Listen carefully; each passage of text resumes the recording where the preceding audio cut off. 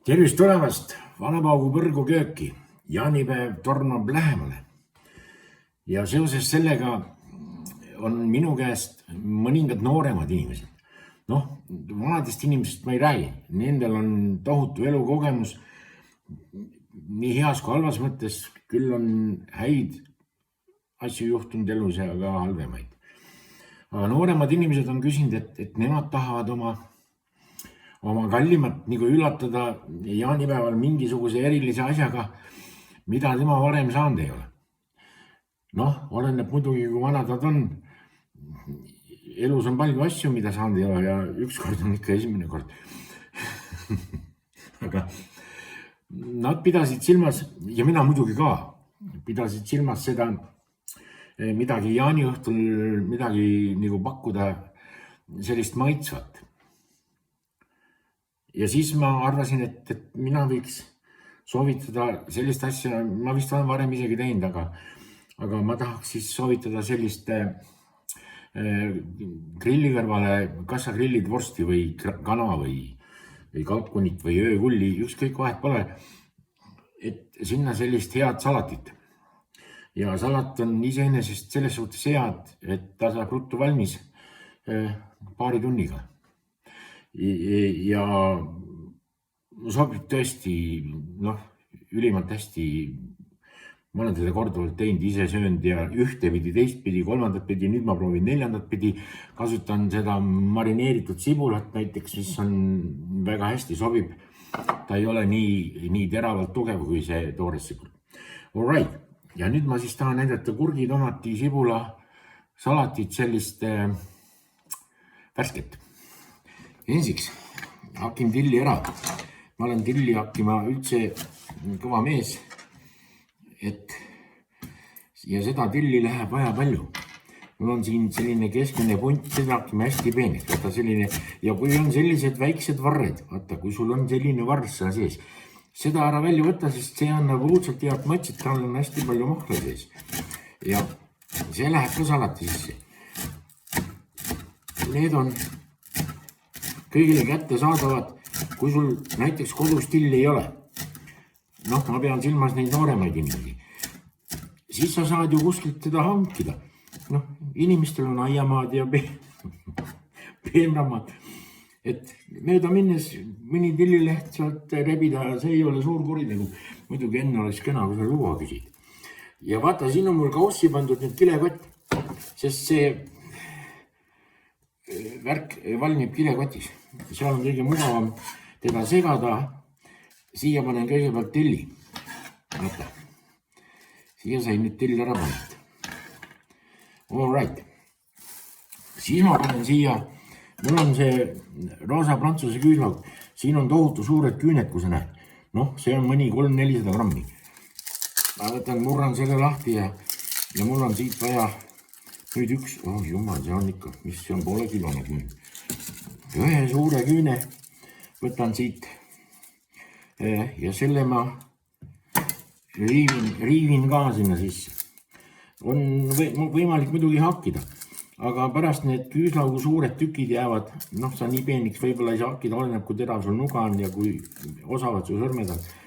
Et kui on riivitud kujul, siis ta ei jää nii hamba alla ja ta ei häiri nii kõvasti. Kõige rumalam on, kui küüslaug hamba vahele jääb. Vaata, siis sa pead poisiga õhtul, jaani õhtul, seal on põlvini on rohi või mõnel mehel munadini. Et siis sa pead äkki temaga veel suudlema ka. Siis on küll jama lahti, kui sul on küüslaug hamba vahel. Nii, mul on siin küüslaugu riiv. Selle võtan nüüd, riivin siia sisse. Siia tilli peale. Nii. Küüslauku peab olema ohtalt, sest tomat armastab küüslauku, kurk armastab küüslauku, sibul küüslauku eriti ei armasta, sest nad ei saa hästi läbi omavahel.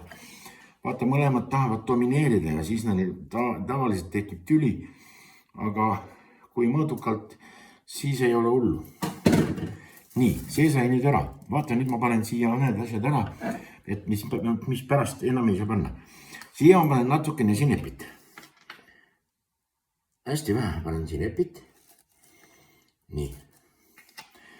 Siis ma panen siia ära selle marineeritud sibula. All right.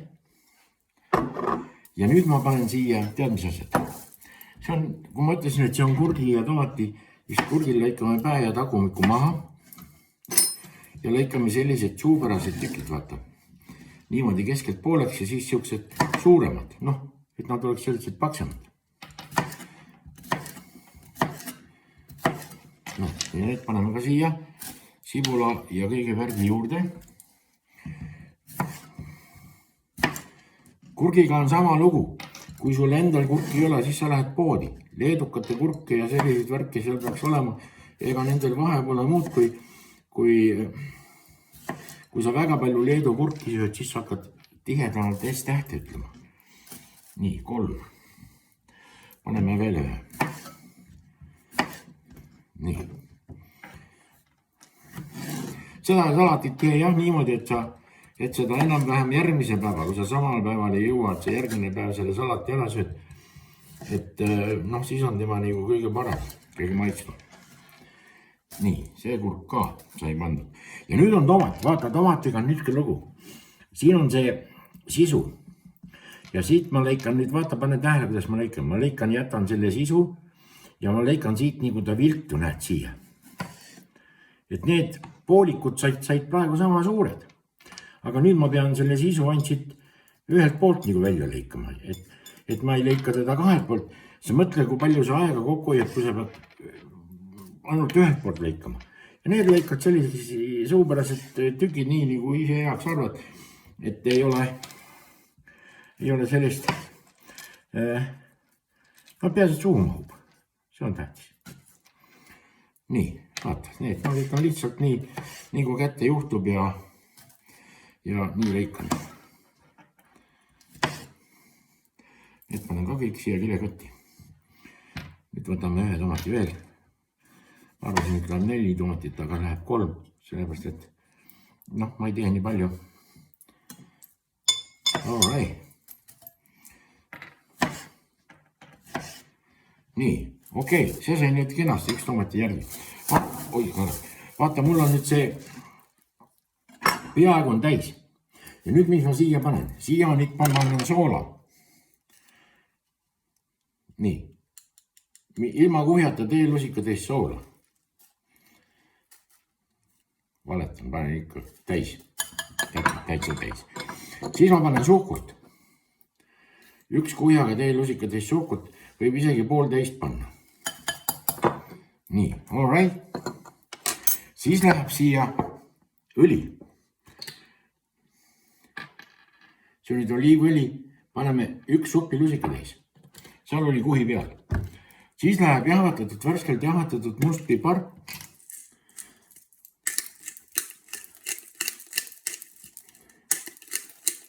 Okei, pipart pane ka korralikult ära koonerdada. Ja lõpuks, kõige lõpuks panen siia poole sidruni mahla. Lõikan sidruni pooleks ja pigistan siia poole sidruni mahla. Sidrun on hästi välja. All right, 2 seemet ka tuli. Tähendab, sidrun on emane. Need korrame siit välja. Kus läks? No nüüd läks kaugele, hea küll. Kui ma saan põsest kätte, see on teine läks ka. Olgu. Ja vaata, nüüd on niimoodi. Nüüd sa võtad selle siit kotist. Saangadest kinni. Seota niimoodi kinni. Et ta on kinni. Sest kui ta on lahti, siis jääb lahti. Ja siis ei ole ka muud midagi. Vaata, kui sa lased kõik selle värgi siin nüüd niimoodi ära. Okei, jah. Ja paned siia kausse tagasi, sinna seisab sulle hästi püsti. Ja siis paned paariks tunniks 10 kappi. Noh, ütleme 3 tundi, siis on ikka väga hea. 2 tundi siis ka juba kõlbab süüa. Järgmine asi, mis ma tahan näidata, see käib ka ruttu. See on nüüd selline asi, et vaata, siin on mul kauss. Siia ma panen, kõigepealt panen hapukoor. 2 poolakat hapukoor. Siis panen majoneesi ühe, siis panen soitsupaprika, teelusika täis, siis panen atšika, pool teelusikat.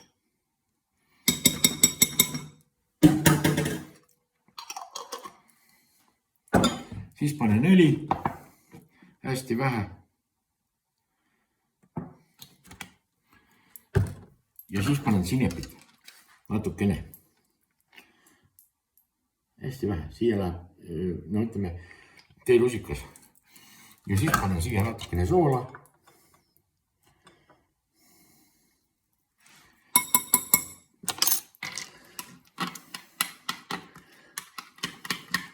Selle segame segamini.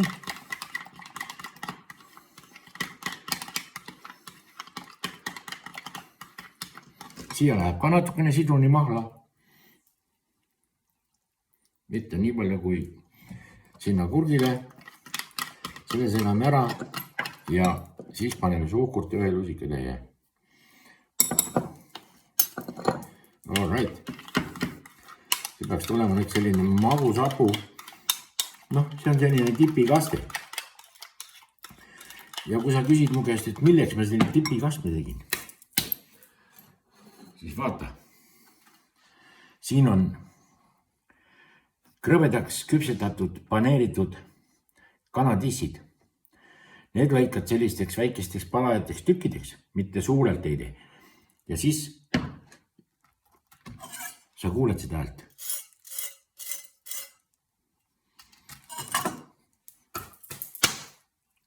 See on see. See on see, mis tuju hääks mul teeb. Nii et proovige, andke minna. Ja proovige mitu korda enne jaanipäeva, et siis sa ei eksi ja sa ei lähe alt ja sõpradega ei keera tülli. Jaanini on veel mõni meeter minna, aga aeg läheb ruttu. Kõige paremat. Kohtume. Just.